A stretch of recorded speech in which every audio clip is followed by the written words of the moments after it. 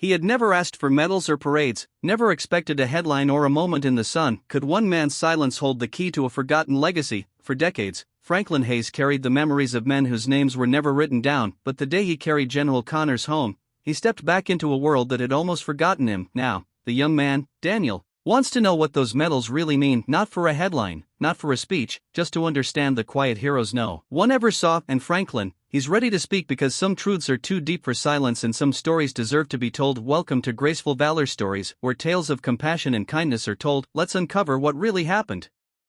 The last echoes of the funeral ceremony still clung to the cool air at Quantico as Franklin Hayes walked away from the final resting place of General Marcus Connors. He didn't linger for the reception or accept the handshakes offered to him. Instead, he stepped back into the silence of the cemetery's outer paths, his coat buttoned against the soft breeze that carried a scent of cut grass and history. Behind him, Daniel Connors watched from a distance, in the crowd of polished medals and military decorum. The image of the old man's quiet departure felt like a truth too heavy to ignore. Daniel, in his crisp dress uniform, felt a weight on his shoulders that had nothing to do with rank. He wasn't just a grieving son, he was a young officer, still piecing together what it meant to wear the uniform his father had once worn so fiercely, and he couldn't shake the feeling that Franklin held a story his father had never dared to tell. A few days later, Franklin returned to the life he'd known. He stopped by the same small coffee shop he always did, a place with cracked linoleum floors and a neon sign that flickered in the early morning haze. He ordered black coffee, no sugar, and sat at his usual spot near the window. In his apartment, a small shelf held the medals and commendations from his years in service. Most of them were still in the envelopes they'd come in, never framed, never displayed. Franklin wasn't one for ceremonies. He believed that real service didn't need to be announced. At night, when the world grew quiet, he'd sometimes close his eyes and see faces that never aged, men who'd stood beside him in the mud and the smoke, gone now, but never truly absent. He didn't speak of them, but he carried them with him, and every line etched into his weathered hands.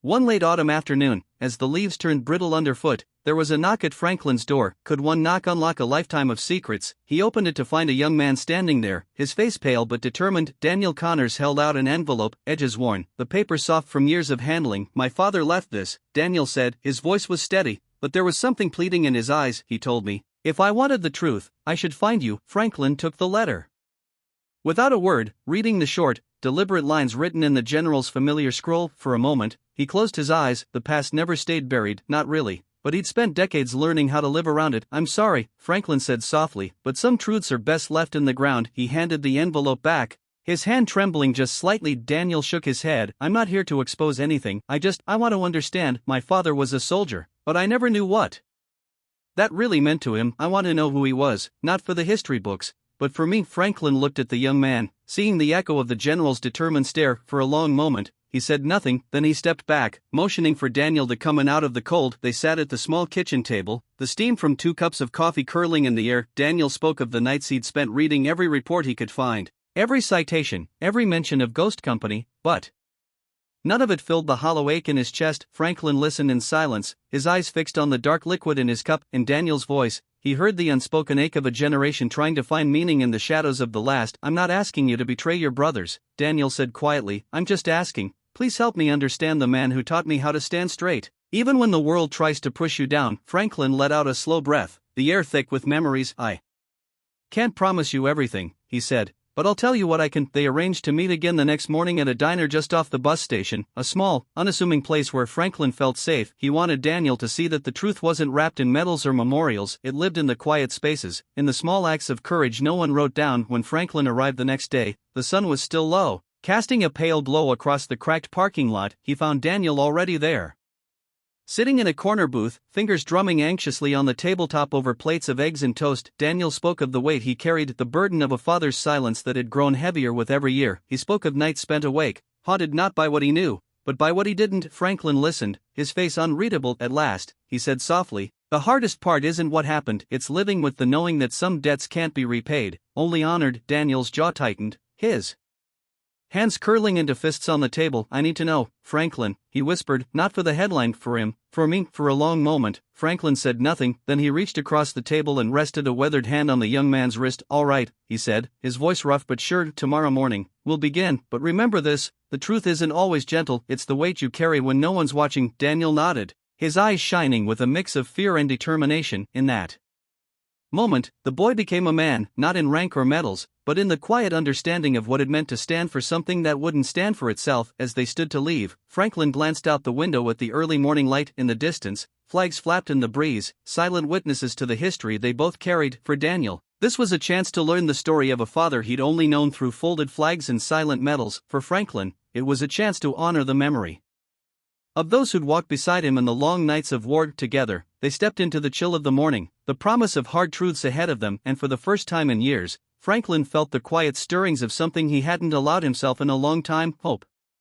The next morning, Franklin and Daniel met at the diner just after sunrise. The air was cold, the sky streaked with the pale light of dawn, but inside the small restaurant, the smell of coffee and warm bread filled the air. They didn't speak much at first, just shared a quiet understanding that words would come when they were ready. Franklin had mapped out a route the night before, tracing it with his finger on an old road atlas that smelled of dust and time. "We'll start with the village," he said softly, his voice barely above a whisper. "It's not on any map, but it's where the truth begins." They drove through winding back roads, past fields that lay fallow and forests that seemed to hold their breath. Daniel watched the landscape blur past, feeling a strange ache in his chest. He had always imagined his father's world as something grand and heroic, but seeing these empty roads made him realize heroism was often born in places no one ever saw. Franklin spoke as he drove, his words quiet, like he was speaking to ghosts as much as to Daniel. "There was a boy barely old enough to shave," he said, eyes fixed on the road ahead. "One night, he stood watch through a monsoon, didn't flinch, didn't falter. That was the kind of courage you never see in the papers." Daniel listened closely, his mind painting pictures of mud-soaked boots and flickering lanterns in the rain. He could almost hear the echoes of that night in Franklin's voice,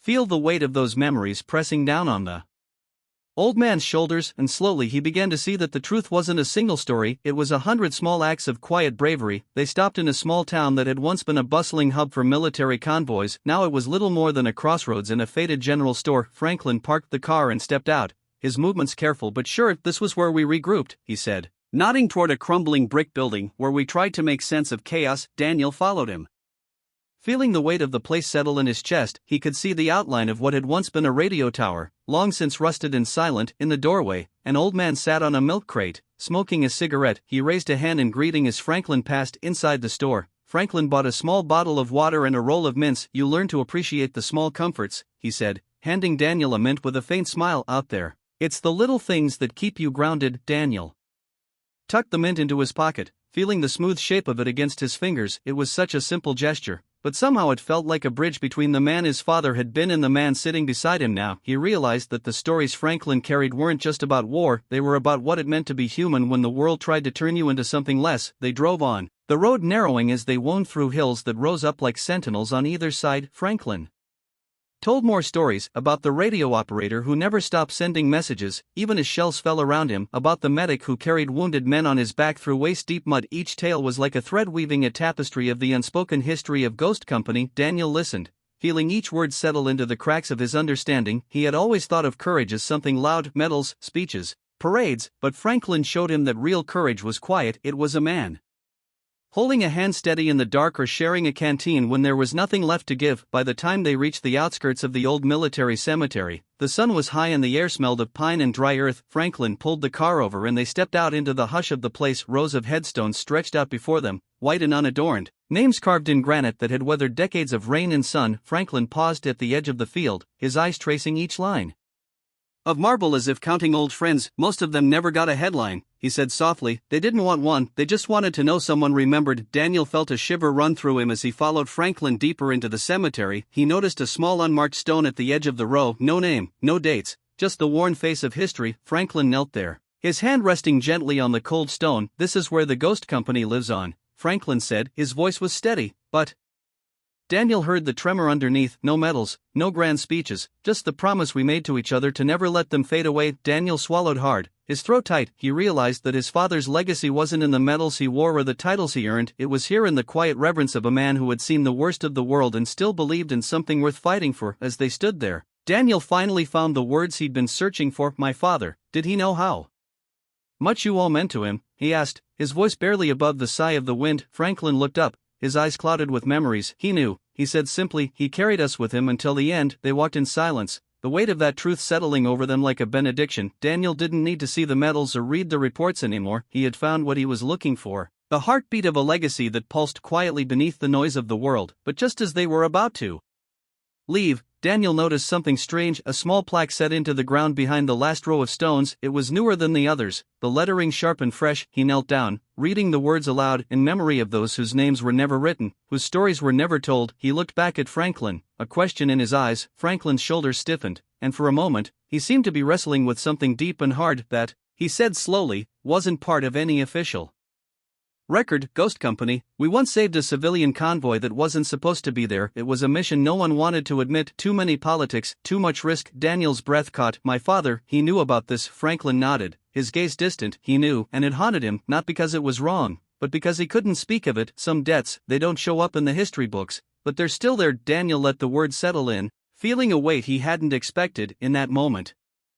He understood that the real story wasn't about medals or glory. It was about the quiet acts of honor that never made the papers, the small kindnesses that kept the world from falling apart. They left the cemetery as the sun began to slip behind the trees, long shadows stretching across the ground. Franklin walked with a quiet steadiness, and Daniel kept close beside him, the unspoken bond of shared truth settling between them. As they drove back down the winding road, Daniel knew they were only at the beginning. The real journey was just starting, and it wouldn't be easy, but for the first time, he felt ready to carry it. The road back from the cemetery was quiet, but the silence felt different this time. Daniel could sense that Franklin was turning something over in his mind, a decision he hadn't yet spoken aloud. The car hummed along the cracked pavement, headlights cutting through the early evening fog. They arrived at the old military cemetery just as the last light of the day slipped behind the hills. The iron gates loomed tall and black, the stone pillars cold beneath the fading sun. Franklin pulled the car to a stop, his hands resting on the wheel for a long moment. Daniel felt a flicker of unease as he looked at the gate. Are you sure you want to do this? He asked softly. His voice was steady, but there was a quaver in it, a thread of fear he couldn't quite hide. Franklin didn't answer right away. Instead, he stepped out of the car, the gravel crunching under his boots as he walked to the gate. Daniel followed, the air crisp and sharp in his lungs. He could see Franklin's breath in the cold dusk air, each exhale a ghost of resolve. They hadn't reached the gate when a figure emerged from the shadows. A man in a dark suit, posture straight and shoulders squared, stood blocking the path. His face was weathered, the lines around his eyes deep and hard. Franklin, he said, his voice calm and even. You don't want to do this. Franklin stopped a few feet away, his eyes narrowing. I've already done it, he said quietly. All that's left is to speak the truth. The man's lips twitched into something like a smile, but there was no warmth in it. You're an old man, Franklin, and old men should know better than to stir up ghosts that should stay buried. His tone was gentle, almost sympathetic, but the steel underneath was unmistakable. Daniel looked between them, his heart pounding. Who is he?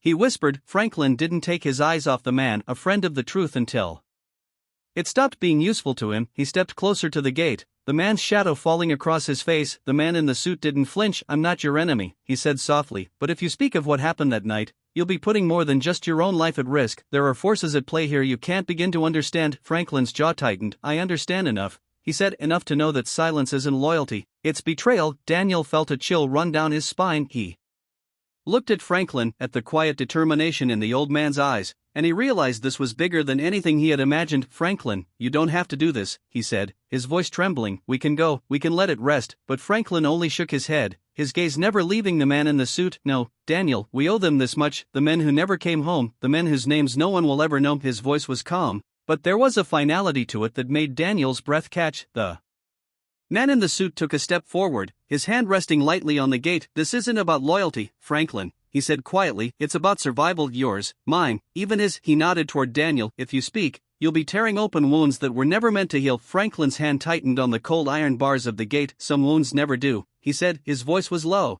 but every word rang clear in the quiet air. But that doesn't mean we stop trying to mend them. The man's eyes narrowed. You're making a mistake, he said, his voice dropping to a warning. The truth won't bring peace, it will bring ruin, for you, for him, for everyone who ever trusted you. Daniel stepped forward, his hand resting on Franklin's shoulder. Franklin, he said, his voice cracking, please, you've done enough, you don't have to fight this battle anymore. Franklin turned his head, his eyes meeting Daniel's. In them, Daniel saw a lifetime of memories, of nights spent in foxholes, of promises made in the dark, of men who had never come home. Son, Franklin said softly, some battles never end, and some truths, they deserve to be spoken no matter the cost. The man in the suit let out a long sigh, his breath misting in the cold air. Then this is your choice, he said, but understand this, once you step through those gates, there's no turning back. You're not just risking your life, Franklin, you're risking his. He nodded again at Daniel, his eyes cold and flat. Franklin didn't flinch. He looked back at the gate, his hands still resting on the iron. In that moment, he remembered the night so many years ago, the rain pouring down in sheets, the cries of the wounded in the dark,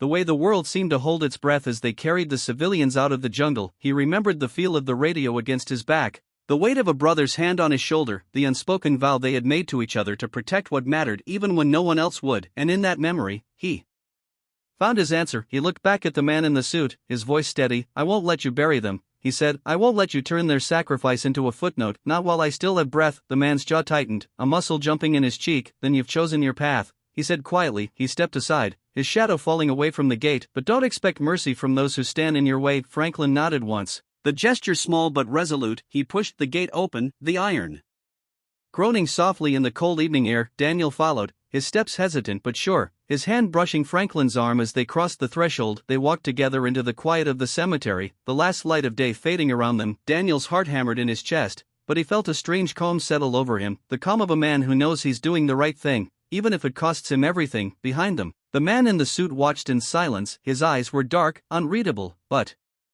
his lips moved as he spoke into a small radio clip to his coat. "They're in," he said quietly. "Begin the contingency." Daniel didn't hear the words, but he felt the weight of them in the air. He looked at Franklin, at the set of his shoulders and the calm in his eyes, and he knew they were walking into something far bigger than either of them could see. But they walked on side by side, their breath misting in the cold night air, and in that quiet, Daniel understood, sometimes the only thing that matters is to stand up, to remember, to refuse to let the truth be silenced, and to honor those who gave everything so that others might live.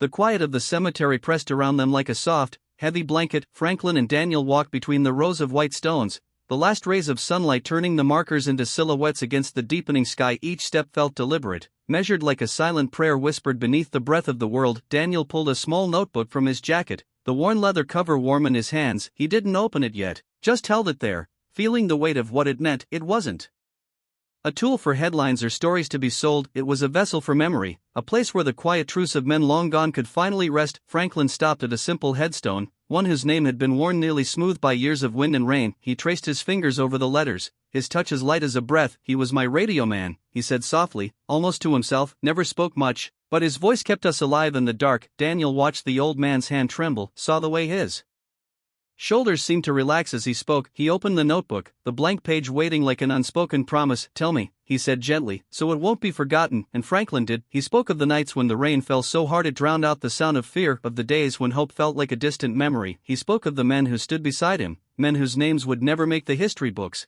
but who had carried the weight of the world on their shoulders all the same. As he spoke, Daniel wrote. Each word felt heavy, etched into the paper with the same care Franklin had once given to his brothers in arms. The world around them fell away, the rustle of leaves, the distant murmur of cars on the road, all of it faded until there was only the quiet rhythm of memory, shared and held in that sacred space. When the last of the story was told, Franklin fell silent. He rested his hand on the headstone, his breath slow and even. "They were the best of us," he whispered, "and they deserved more than silence." Daniel closed the notebook carefully, his fingers lingering on the worn leather. "They'll have it now," he said, his voice steady. "Your words, their memory, I'll keep it safe." Franklin turned to him, his eyes soft in the fading light. For a moment, he looked every bit the soldier he had once been, shoulders square, gaze unflinching. But in the quiet of that moment, there was something else, too, a deep, unspoken relief. They left the cemetery as the sun dipped below the trees, the air cool and still. Neither spoke as they walked back to the car, the weight of what had been shared settling into the spaces between their footsteps. Daniel held the notebook close to his chest, the final page, still damp with ink. In the car, they sat in silence for a long moment. Franklin stared out the window, the reflection of the white stones fading into the night. "You understand now," he said finally, his voice low. "Not everything can be set right,